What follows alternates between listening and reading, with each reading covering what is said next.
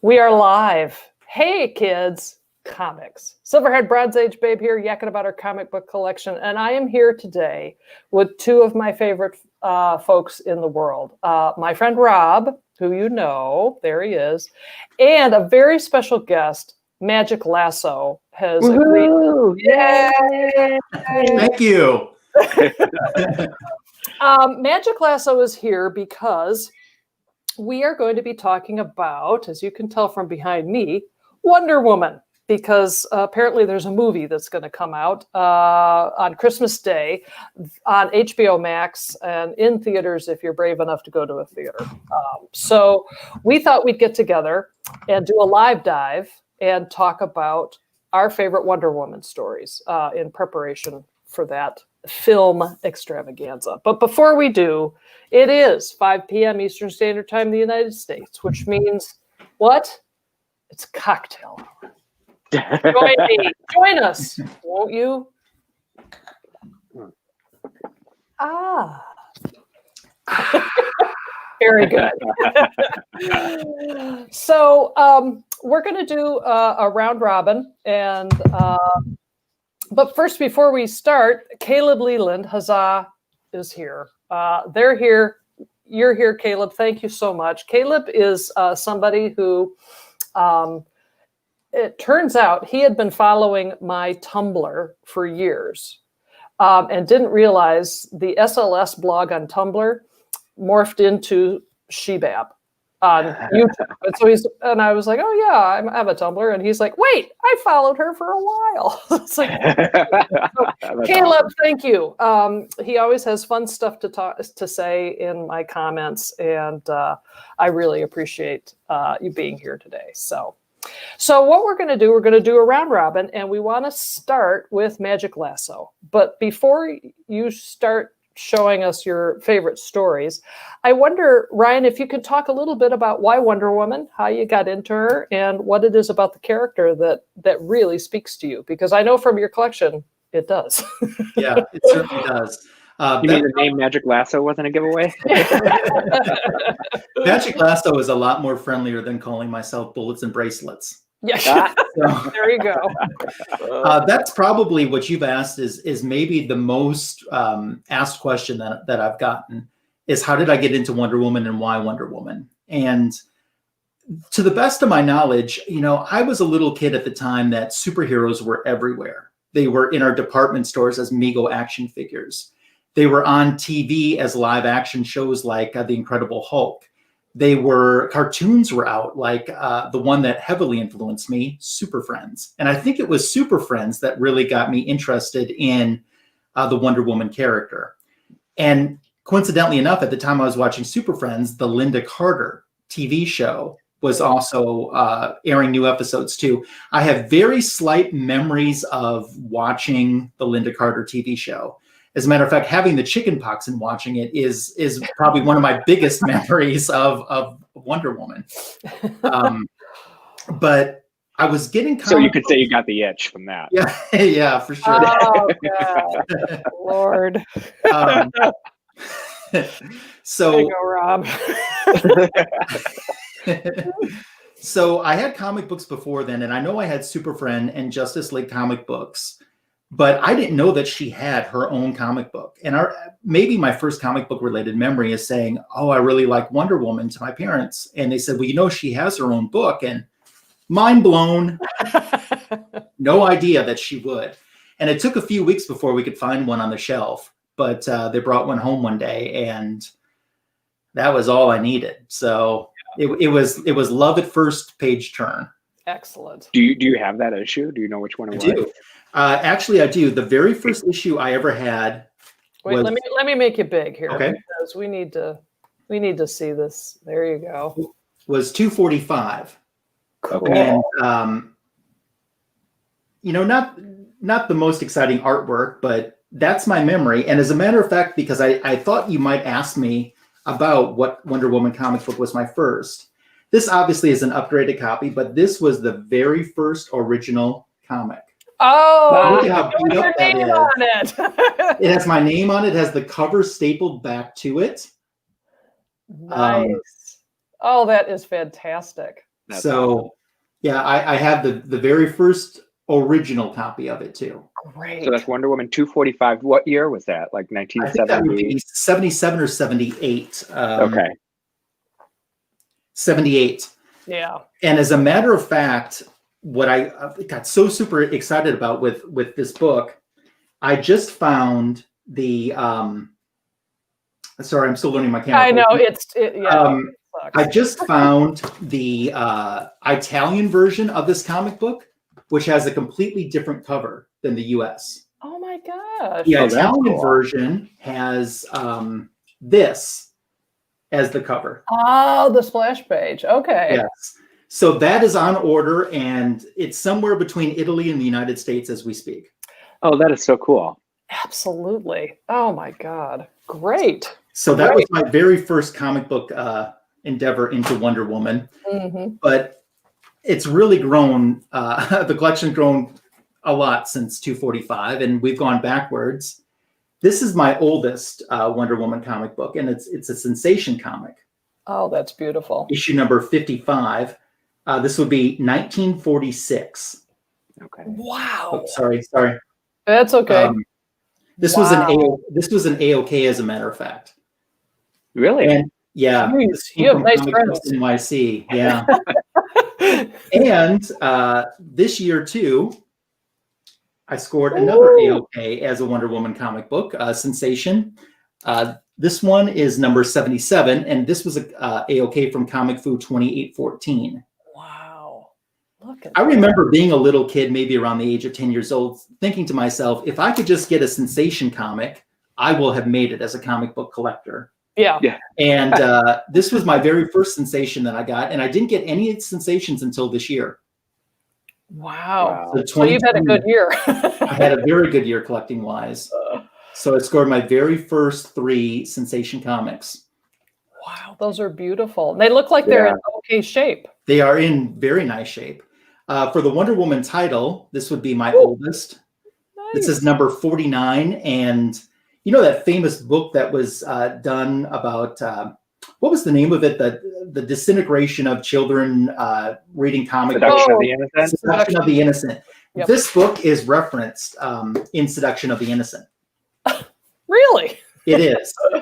This man who wrote this book made a very bizarre claim about a story in this issue, which if you read, he's really pulling straws to get to that conclusion that he got to in this book. So, wow. and then I followed that up with a few more Golden Age. Mm. Oh, that's a cool one. Wow. Is that that's the Invisible Jet? Yeah. Yes. Yep. God, those are leaving me speechless. I'm having trouble. Oh my goodness. Look at how her bustier, the points on her bustier. Yeah. Yeah. And I also remember, Shame. you know, this was one I didn't get until this year as well. But as a kid, I also remember it was a milestone just having a Wonder Woman comic book where she had the sandals on. Yeah. Oh, okay. And that was a big deal to me to have a book where she had the sandals on. Yeah. This was a very recent AOK acquisition. This is issue number 98, and this is the first Silver Age Wonder Woman. Ooh, beautiful. Yeah. Holy smokes.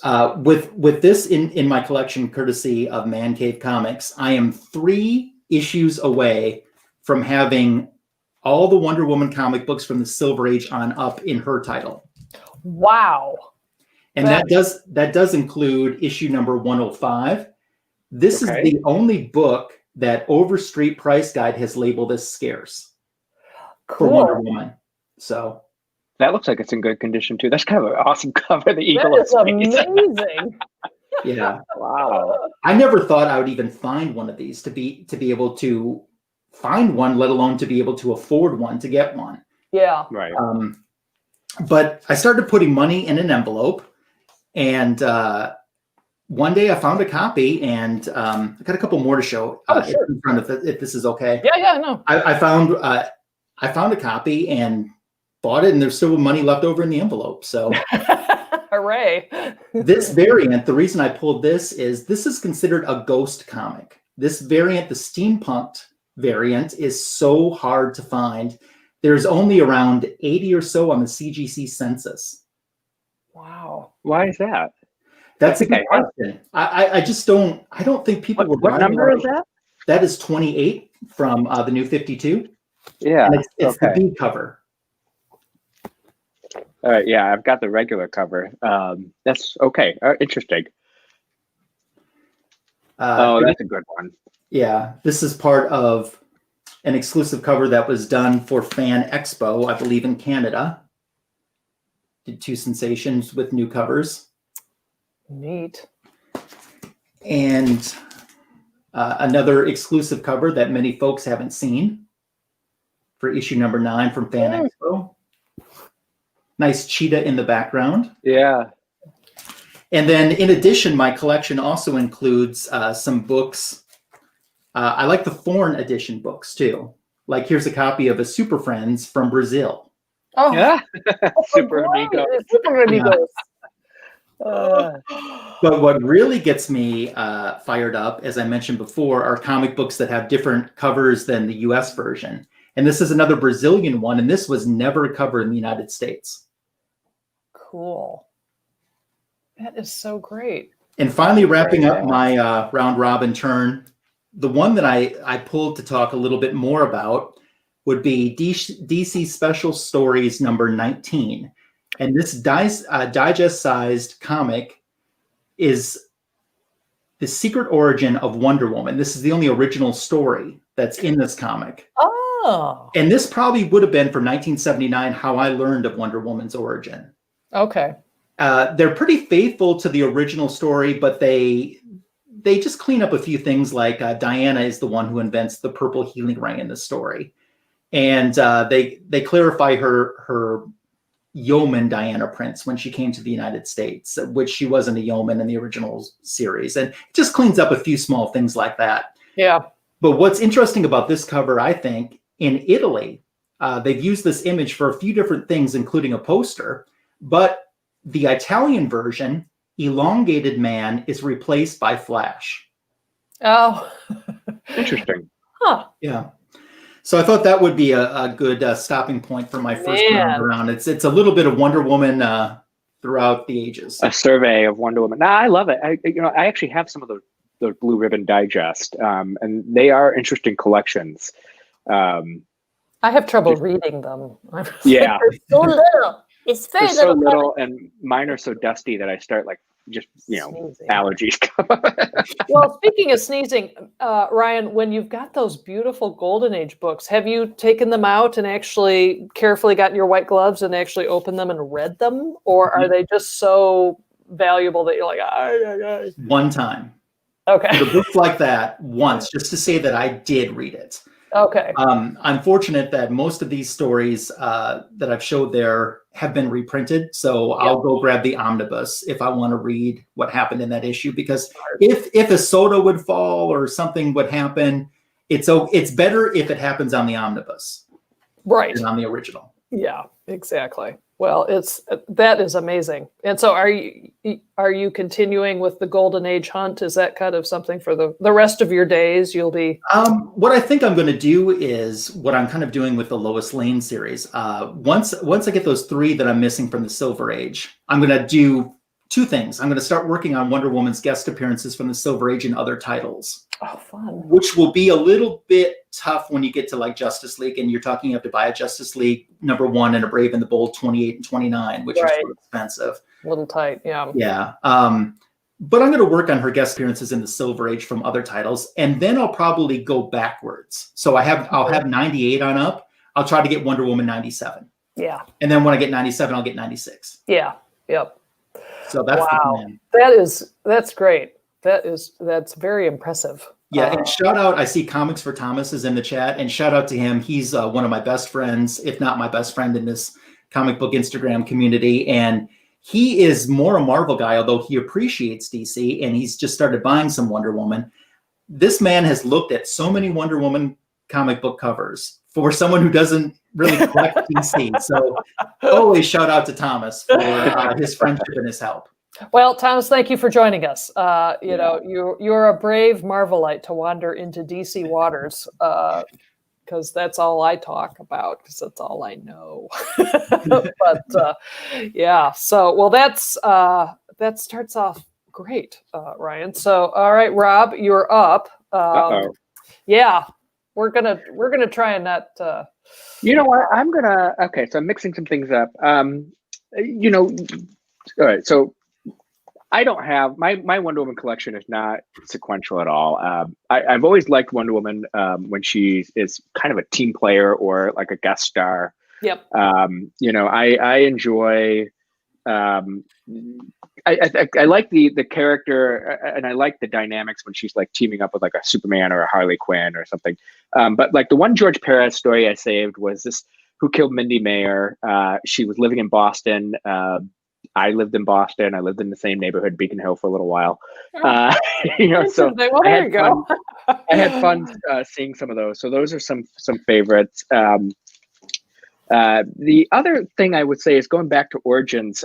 You know, this is when Gail Simone comes on. This is right after Infinite Crisis and 52.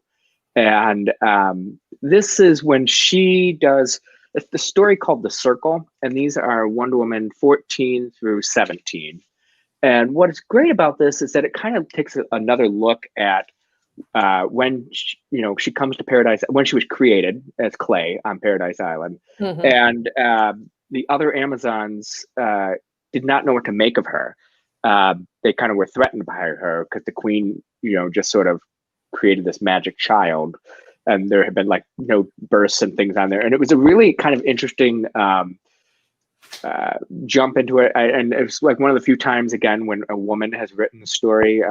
Yes, Gail Simone is not the first, but this is when they started making a more conscientious effort to do that. So I like that story. The other ones, I gotta say though, I like the New 52 launch. And Ryan, I'm kind of curious to know, like, which origin do you like? Do you like the Clay origin, or do you like the, half daughter demigod of Zeus?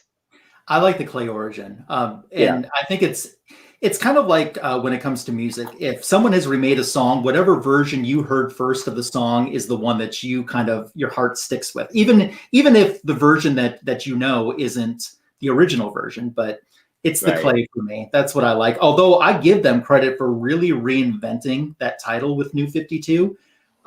They were kind of, before it came out, saying, this is going to be borderline a horror comic, which brought some interest in from some other folks too, to read the title. And certainly the gods are portrayed in ways that we have never seen them portrayed before, and probably more accurate if this would have been real life. Yeah, I mean, I liked it. I love the artwork by Cliff Chang. I just love some of these covers. The premise of this, Sarah, is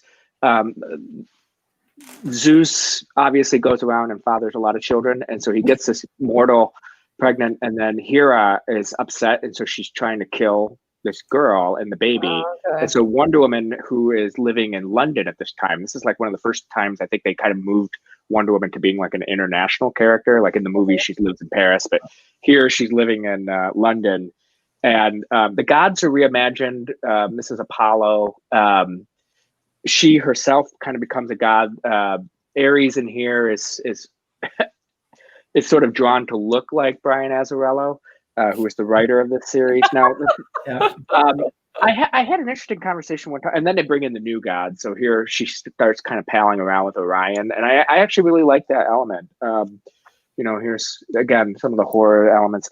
It was funny because I remember one time talking with Phil Jimenez, and I asked him like what he thought of this, and he kind of dodged the question because he was like, "Well, what do you think of it?" But he he did say to me, he was like, the Clay origin is interesting because it means that she was created out of an act of love from a mother, and because she gets all of her the one thing I will say that George Perez, the interesting thing that they did is with the souls of women. Yeah, kind of being reborn on the island. So it keeps things very female centric. Yeah. And so I understand the criticism of this one, which is, okay, so she gets her superpowers from a man, not from a woman, not from female gods. Right. And the other thing too, there's there's an issue where she's training with Ares, and so like he's training her to how to be a fighter. So again, she's not really learning that from her sister. So I liked a lot of elements of this. The film borrows some of these elements of it, like the God Slayer and the demigod origin. That being said, this is one of those weird gimmick covers they did. That being said, I don't like when they have her having a brother.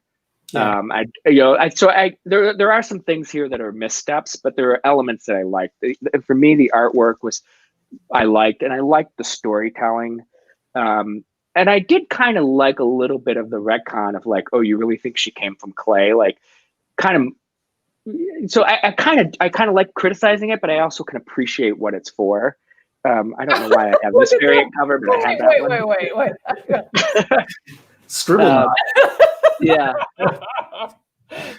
I hadn't seen that. Yeah. This is that 28 that you have. That's not. This is the regular cover, not the steampunk one.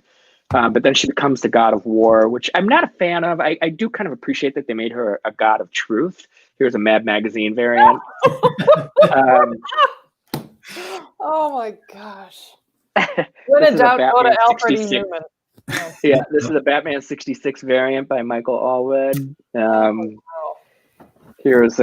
This is when they were launching Bombshells, which I do like. So I like this run a lot, but I do appreciate why fans don't like it. So I'm kind of curious, like, is there like a run of Wonder Woman, Ryan, that you really like, Wonder Woman Dead Earth just got nominated by NPR as one of the best books of the year. Yeah. And my comic shop was trying to sell me on it. I'm just curious, like Greg Rucka just did the Wonder Woman Rebirth, like as they kind of do these new reiterations, the George Perez era stuff. Do you have like a preferred background? Is it the 1979 one that you had in that digest? Or what? The Bronze Age stuff is where my heart truly is. Now, with some of those Bronze Age books, as I'll talk about in a little bit, some of them are good, but not all of them. There's definitely missteps there.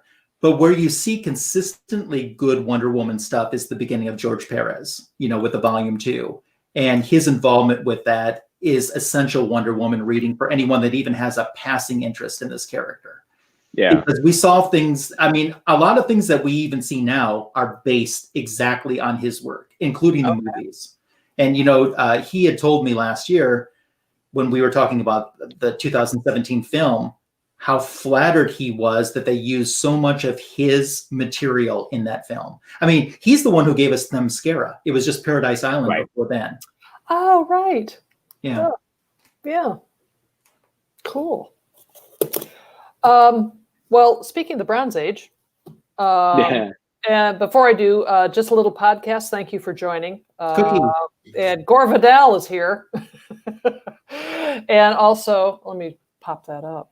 Hard to surpass the Perez and later Jimenez run. I also did like Denny O'Neill's storyline where she's no longer had her powers. I want to talk about that later. Put a pin in that, or somebody remind me about that. I do want to talk about it. And Wonder Woman. Yeah. Okay.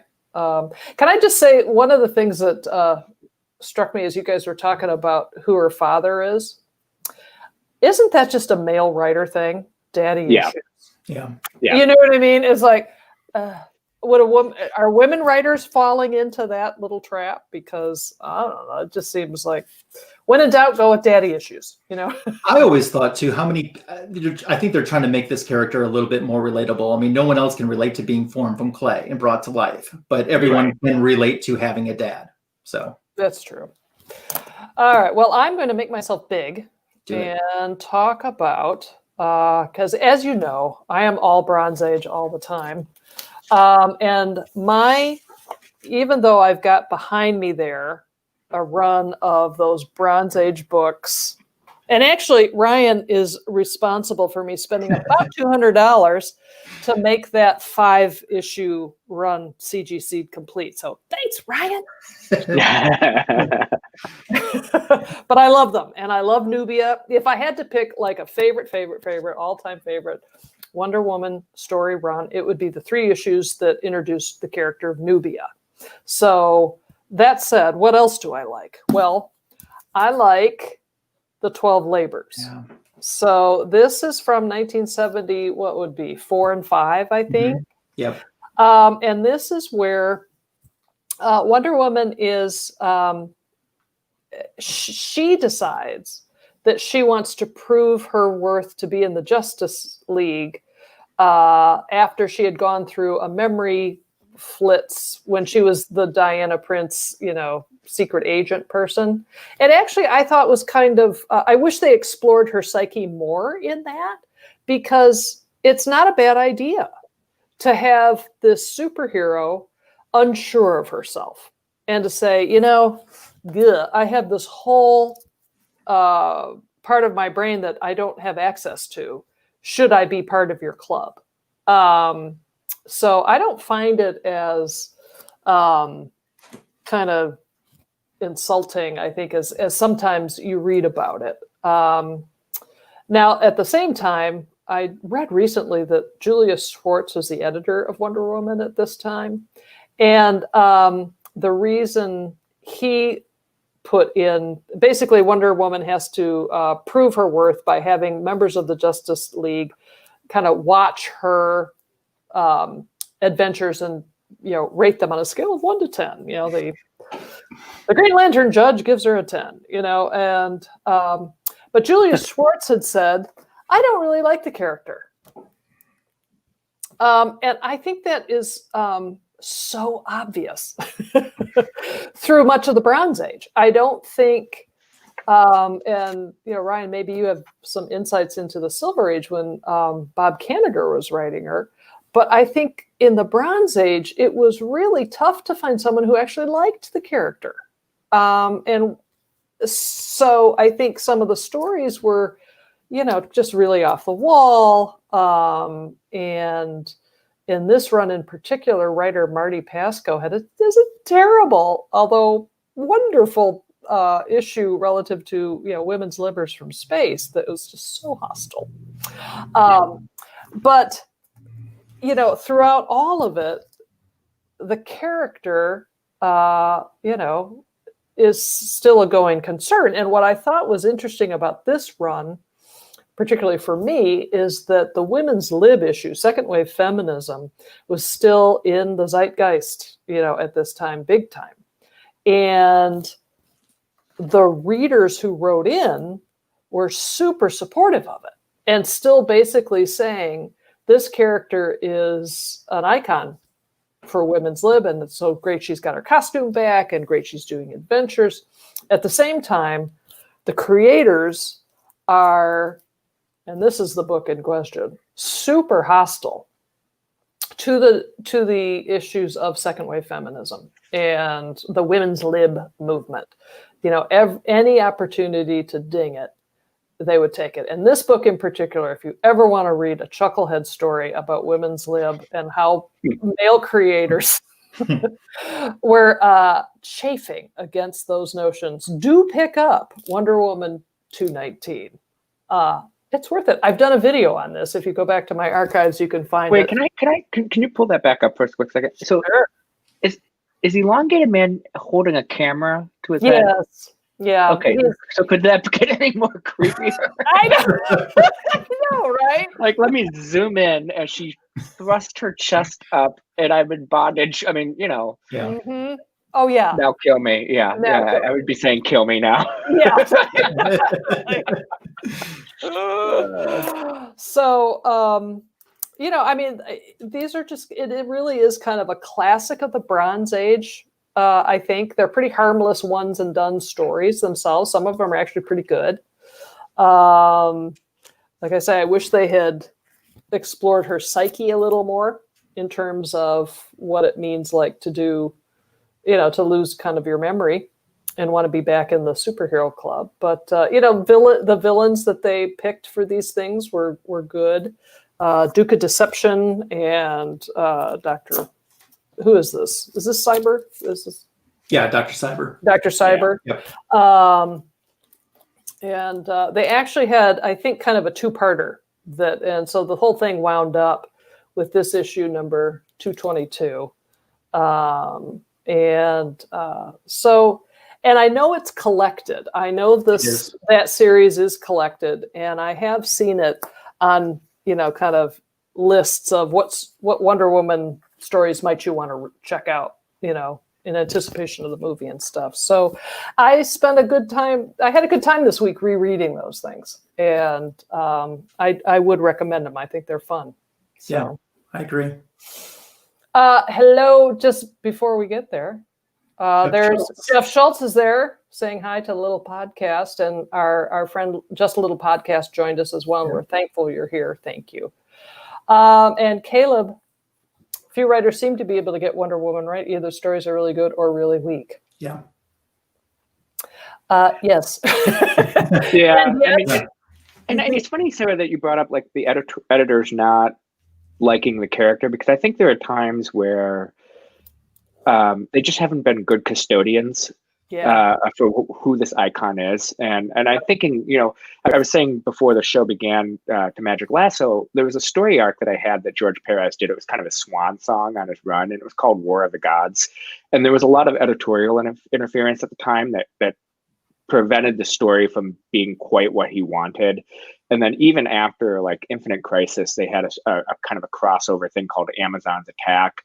And again, too, it just felt like there was a lot, like this is a character who I think has been much maligned by its editors. And I think in part it's, and maybe Lasso, you can kind of talk about this, but I wonder if it's because the character, it's an interesting character in terms of how she was created and what she was created for, and how she was kind of meant to be a propaganda piece, like, right? She was like meant to be that girls can be as strong as boys. Yeah. And she was written by somebody who has had what was considered at the time, and maybe still, I don't know, an unconventional sexuality that was in the DNA of the book. And then, toward the Silver Age and Bronze Age, she gets kind of Disney princessed. And so I think this has always been a character who, it's almost like the stuff written originally by her creator has really interesting ideas. And then I feel like for like 60 years after, so like everyone's still trying to figure it out. Sure. Well, and her creator died very young too, you know, relatively young, especially considering today's stuff. So he hasn't been around since the 50s to work and progress this character. But this was a character, he envisioned that there would be a women's rights movement. He thought it would happen in the 70s, but it happened in the 60s. But he's pretty close, just knowing that. I was just going to say, But it's the conditioning. He wanted to condition little boys to read Wonder Woman, to be used to a strong female character. And for that to be in their subconscious, to see a strong female character and not be afraid of that. So brilliant man. Well, yeah, I think it's very different because he wanted to, he was, if you read those Golden Age books, what I've been able to glean from the stuff I have here is like he was advocating against the patriarchy. Yeah. In that it hurts men and women, because it's built on unequal power dynamics. And so he chose, yes, a matriarchal society with the Amazons, but I think his point was, love and truth and reformation are genderless, and so when he died, you're totally right, Ryan, when I read those Golden Age and realize how young he was when he passed away and how the character just kind of falls off a cliff editorially then. Mm-hmm. Because I think it was, there's nuance in the character that either was disagreed with or wasn't understood. And, from the 60s and 70s, it's just like, oh my God, these guys just weren't, second wave feminism was scaring them to death anyway. I think the writers that were assigned to this book were angry. Why am I not working on Superman or Batman or World's Finest or Justice League? Why am I stuck with this book? Not realizing you still have a huge character that's impacted culture. Yeah. They didn't realize what they had when they had. Yeah, exactly. And I think the only time I do kind of have to amend my comment, because I think Julia Schwartz did do the character a favor by having her be a founding member of the Justice League. And had that not happened, if it had been Black Canary or another female character, I don't know if she would have reached that kind of Linda Carter, Super Friends, the Trinity, right? Yeah. Like, I don't know if she would have reached that level had she not been included. And I got to be honest, like, with this character, I think about a comment that Gail Simone one time said. She said something to the effect of like, if you want to stop an invasion, you call Superman. If you want to solve a mystery, you call Batman. But if you want to win a war, you call Wonder Woman. Yeah. And so I almost sort of feel like, to me, now going forward, now that we are used to women in kind of military service, and that we are used to women of power, like, I feel like Wonder Woman should be the leader of the Justice League. And I don't know if necessarily Superman and Batman should be on the team, but I almost would love to see her kind of like mentoring younger heroes, and then having heroes like, Flash and what have you serving alongside her, because I think they could work with her. But I feel like, again, there's some runs of Wonder Woman I've never really loved, but I love her as part of a group. I do think she adds to a group dynamic, and I think she should be the leader of the Justice League. I'm good with that. I'll vote for that. All right, Ryan, you're next up. What would you like to share? Let me make you big. Well, I thought another storyline that has been reprinted is The Contest. And this is issue number 90, which begins the contest. It's also the first appearance of the Amazon Artemis.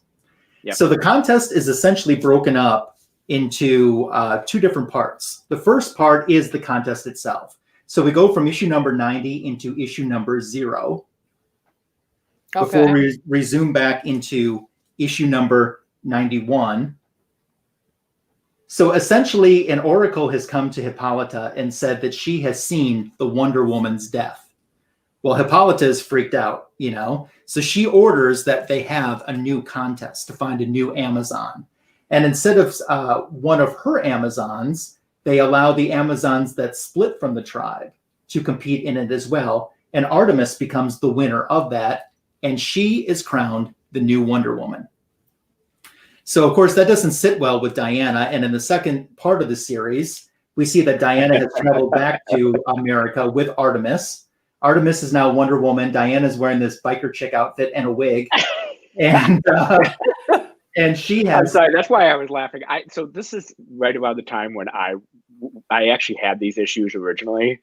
And honestly, that costume, that biker short costume, is so 90s. And I ended up purging it from my collection. It's so bad.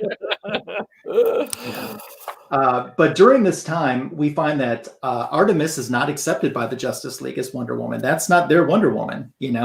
Where's Diana? She's, and Artemis takes resentment to that. We do get a lot of villains in this era too, as you see Cheshire, Poison Ivy, and Cheetah. And then we even get Joker. Weird. So all of this time, we're dealing with the storyline of Diana trying to adjust to being a private investigator and still fighting villains, while Artemis is trying to find her place in a world that she doesn't really get. And what's funny about that cover, Lasso, if you hold that one back up, where she's, for some reason, like that at the time, the costume and everything, it reminded me of Neil Gaiman's Death.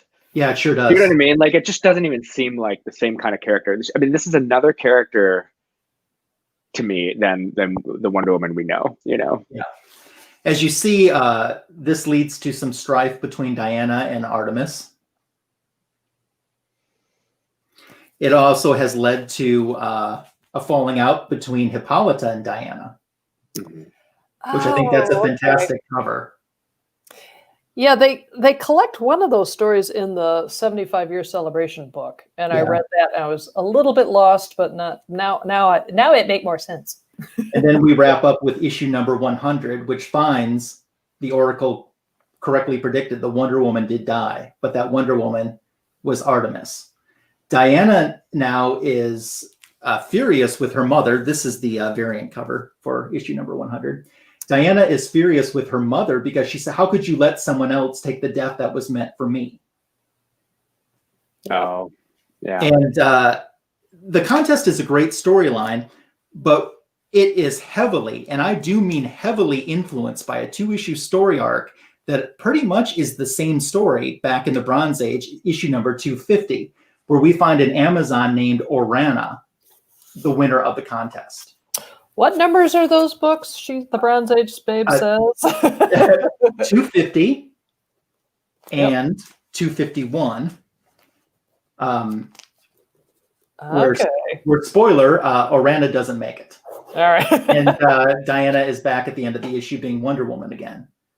But the contest storyline is really, really, really based on this story. And I do want to show too, while I have it, here's 250.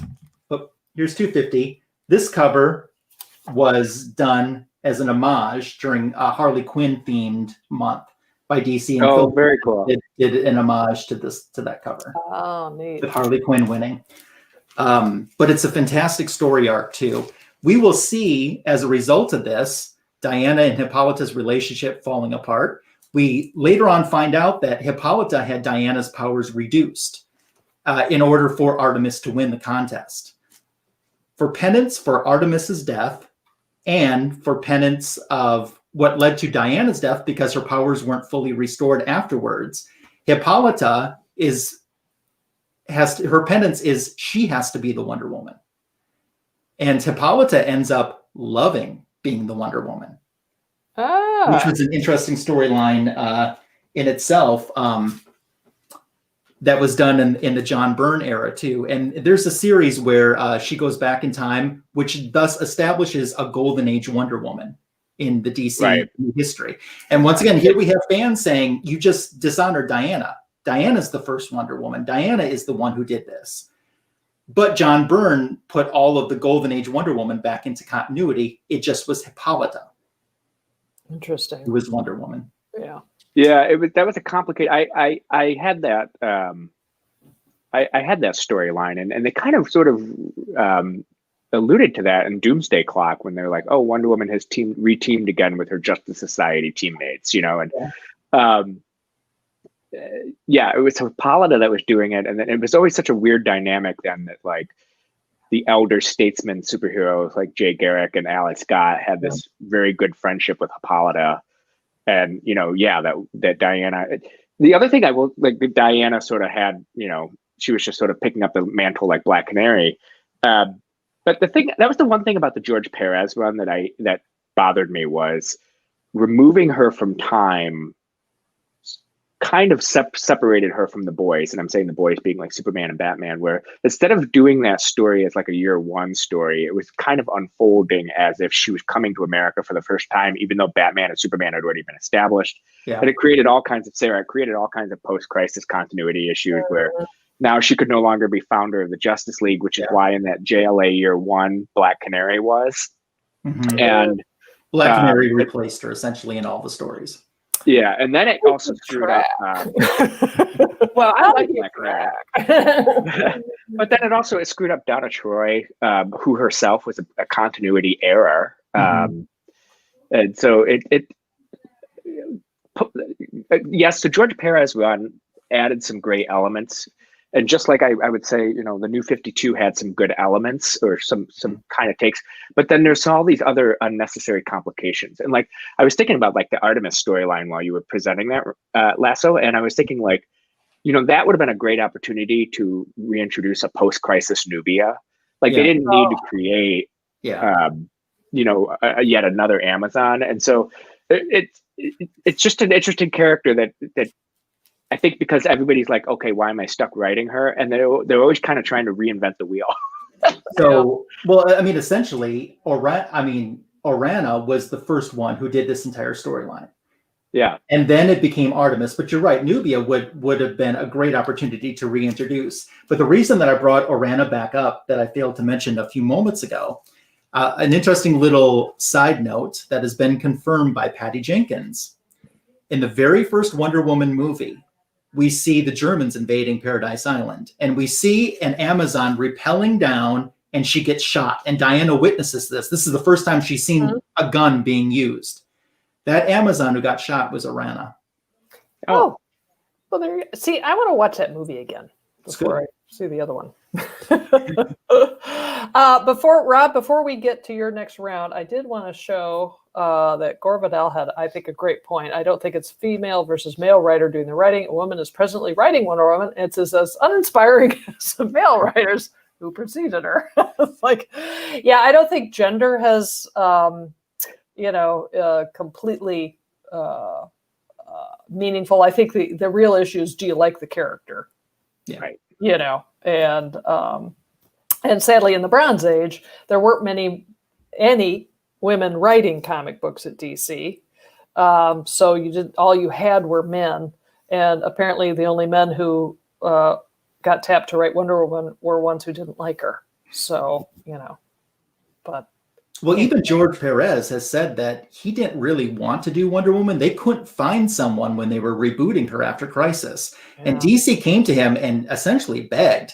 And he said, I'll do 6 issues. Okay. And he really wanted to do it because it was a character he hadn't worked on, just to say, I worked on Wonder Woman. Yeah. But when he started researching this character, that's when he fell in love with her. And that's why he ended up staying so long. Interesting. Yeah, because that first issue launched with Len Wein actually as a co-writer. Yeah. And then Len Wein moved on and George Perez took over the writing duties. Yeah. And that series was edited by Karen Berger, who would go on, Sarah, to go create the Vertigo comics that I loved so much. Mm-hmm. And so you did have a female editor then taking care of Diana in the post-crisis. I think the one misstep was altering her timeline of when she kind of came to the man's world. Yeah. Cool. Are we on you, Rob, or are we on me? I've lost track. You know what? Let me go ahead. I only have just 2 more things I want to point out, and then I'm gonna. Because my Wonder Woman collection, like I said, has kind of been haphazard. But these are 2 things that I've been meaning to introduce to you, Sarah. Okay.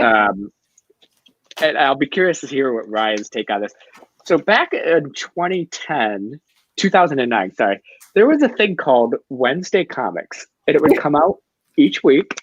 And it was in newspaper format. Oh my goodness. And you would have a page that would have Hawkman and Supergirl, Sergeant Rock, and it would be 1-page comics in broadsheet newspaper format. And it was absolutely bonkers. Neil Gaiman does a Metamorpho story. Kurt Busiek did a Green Lantern story, but there is a Wonder Woman story in here that had such an incredible amount of story density, and she's fighting the Cheetah and Dr. Poison. Oh my gosh! Look, I mean, just the sheer number of panels within this one page here. Right now, this is a different story over here, the Metal Men. Yeah. But this Wednesday Comics broadsheet, it is so. I had so much fun rereading all of these this past week that I just wanted to point this out to you, Sarah, because I think you would get a kick out of these. I have never heard of nor seen that, and now I want one. So I want one. Yeah, it is. So Brian Azzarello, who did the New 52 Wonder Woman, he does Batman. Amanda Palmiotti does Supergirl, and it's a great Supergirl story. Neil Gaiman and Mike Allred do Metamorpho. Paul Pope does Strange Adventures, Adam Strange. And it was one of these great concepts that I kind of just wish they would kind of re-embrace again. The other thing I wanted to bring to your attention, this again happened in the New 52. I know that you like Batwoman, and at the time, this was written by J.H. Williams, and she teams up with Wonder Woman, and the artwork on this is just incredible. So, Magic Lasso was talking about team-ups and guest appearances. I mean, just, talk about some of those horror elements there. Look at that Medusa. That's cool. And then this is the great Maggie Sawyer cover, Batwoman number 15. And so this is just a great team up of Batwoman and Wonder Woman together that I feel like, Sarah, you should put on your radar. I want that. Yeah. So I write all these. I write them all down, so let me write them down. So, yeah, this is Batwoman number 12 through 17, published between 2012 and 2013, because there's been a couple of volumes of Batwoman now. So awesome, great, yeah, that's great. First of all, I want to thank John's Comics with Kids who joined us. Good to see you. Thank you for joining us. And my pal, Luxinda Swirl, is here. Thank you, Luxinda. Cheers to you. Luxinda and I have a standing cocktail hour Friday nights, so I'm always happy to see her. Nice. Mm-hmm. I didn't put my Swamp Thing mug out. I should have. She did my Swamp Thing tumbler. I had it in the last video. I'm telling you, if you take a look at her YouTube channel, and she has an Etsy page or a Etsy site, and you can buy some amazing things, one of a kind. Look, she made this Batman tumbler for me, and you can't have it, it's mine, but it is, if you're looking for gifts for your favorite comic book fan, Luxinda can help you out. Okay, so one last thing. Sorry, sure, I'm going to just point out. I had a convention sketch. I've been kind of getting into convention sketches. Oh wow! And this was a blank cover variant for Wonder Woman 19.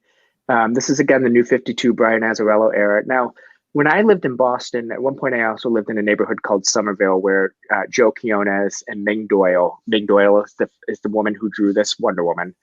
I bought a Batman from her, but I bought this. She did this Wonder Woman, and then what was so great about this was like she at the time was doing independent comics, and then I took this cover over to Brian Azzarello, who then wrote his signature on the title piece. But Brian Azzarello, the writer, even took a moment to look at this, and he's like, "Who drew this?" And I said, "Oh, Ming Doyle. She's right around the corner." And he was impressed with this Diana. I mean, he really loved this. So this is like one of my original sketches, and that's the last thing I wanted to share. That's beautiful. I love the emblem. If you look at her emblem on her chest plate there, that's so unique but traditional at the same time. Mm-hmm. Right. Yeah. Love that. Yeah, that is definitely frame worthy. So, all right, I'm going to wrap up my stuff with two things before we hand it off to Magic Lasso to take us on out. But let me make myself big. Step button. Okay, so here's some weird things from the Bronze Age. Here's a weird one. I hear you. Oh yes. Yes, I know what that is. For the uninitiated, this is a comic book. Yeah. There are 2 stories, plus you get to listen to them on this long playing LP. It's just so 1977, isn't it? Yeah.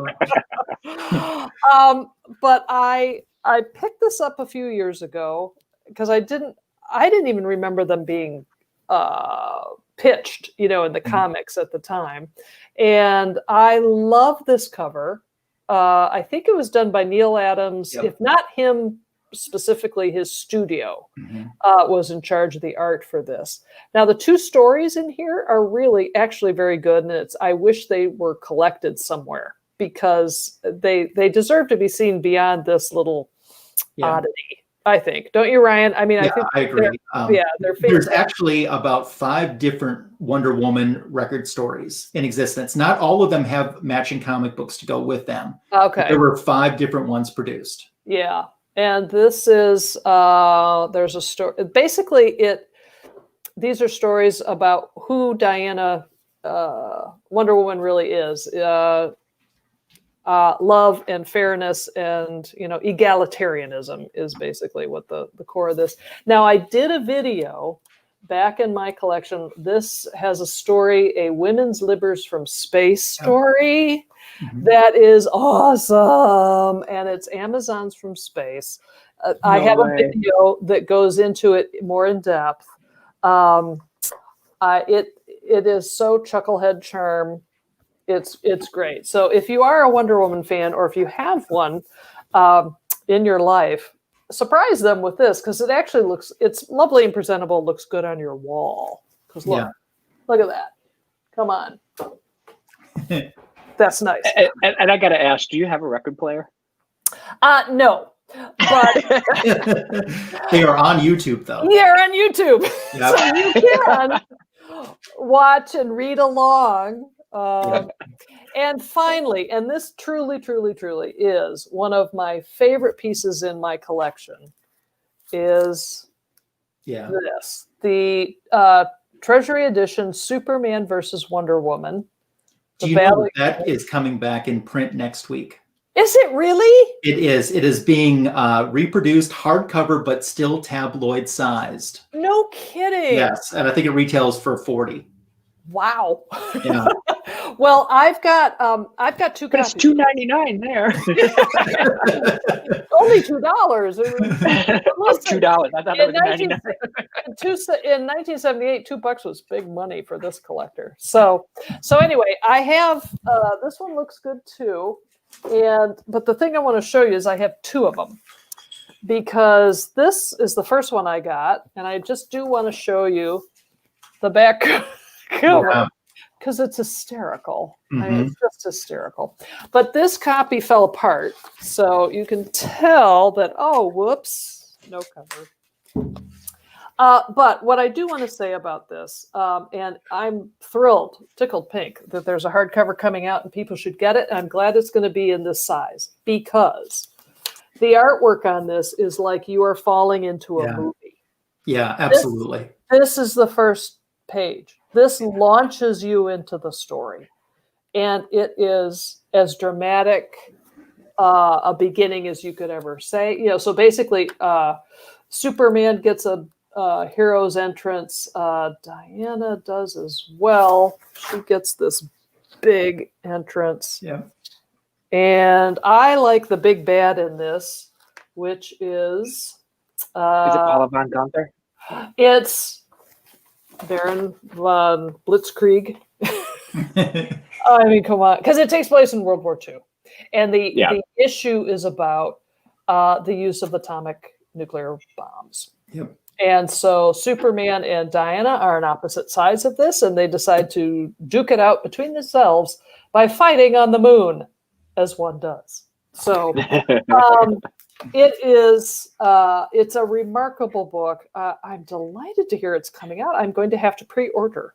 Yes. So yeah, I've never read that. I actually would love to check it out. Yeah, it's really good. And it is probably, besides the Nubia stuff, probably the favorite thing I have Wonder Woman wise in my collection. And I absolutely adore it. So check that out for all you Bronze Age fans. So Ryan, why don't you take us on out and tell us, show us one more grouping of stuff all right.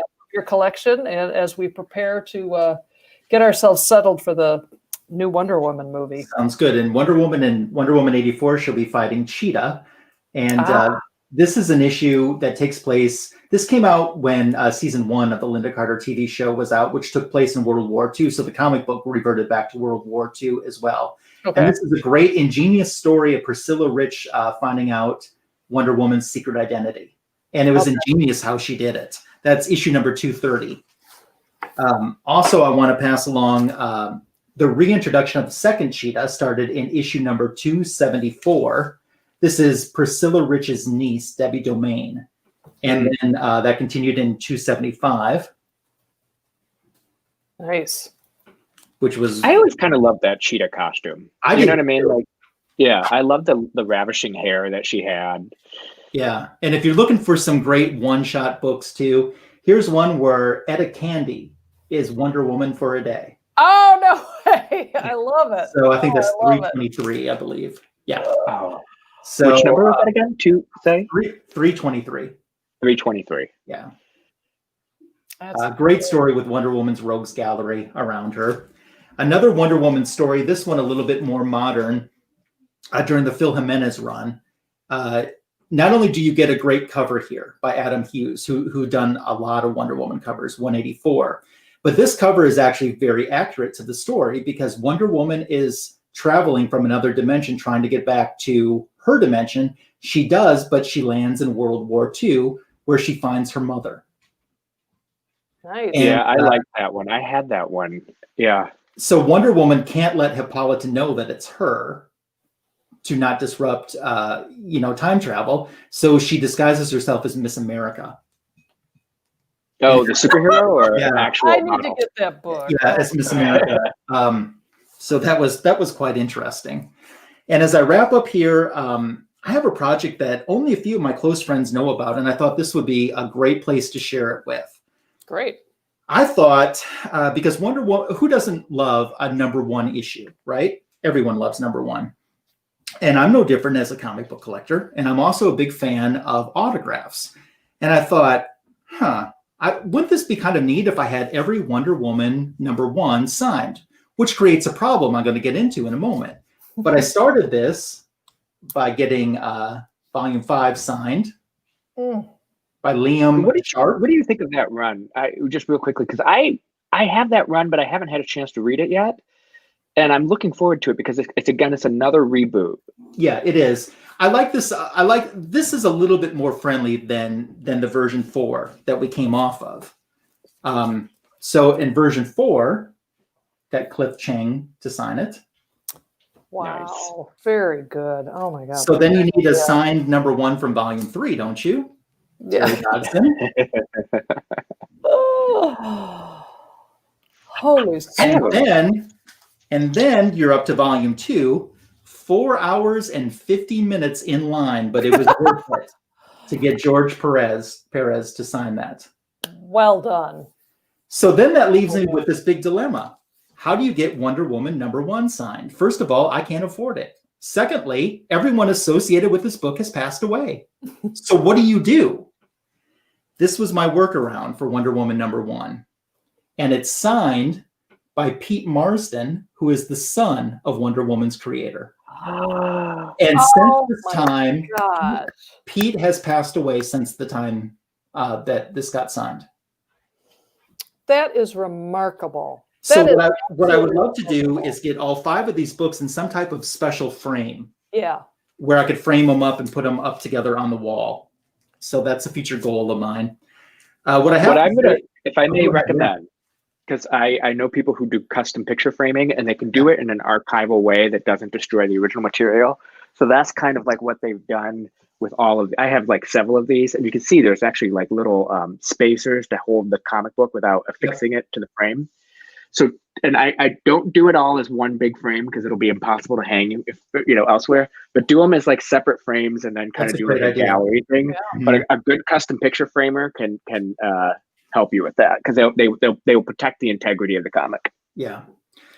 So regardless of what type of Wonder Woman fan you are in your life, and here we have the King's Comics from Australia exclusive cover for Wonder Woman 750 that came out at the beginning of this year.